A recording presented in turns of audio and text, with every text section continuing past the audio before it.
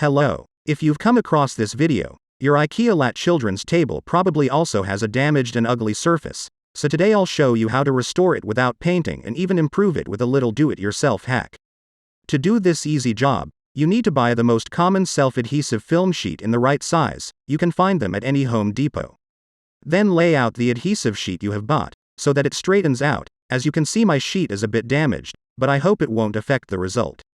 The next step is to unscrew the two screws, so that one side of the table can be removed. Remove the end of the table and pull out the tabletop. As the white tabletop is damaged, the adhesive film cannot be glued to it, as any roughness will show through the adhesive film, so the film will be glued to the smooth underside of the tabletop.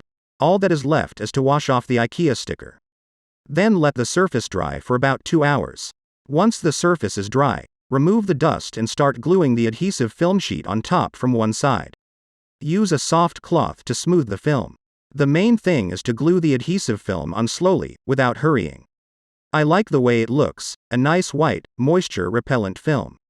Then cut off both edges and the ends, as close to the base as possible. Then clean the grooves on the table with a brush.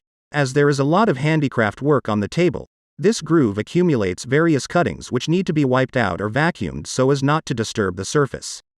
Once the table groove has been cleaned, the restored tabletop needs to be pushed into place. Put the table end back on and screw it on. Here's the result. A snow white surface, like new.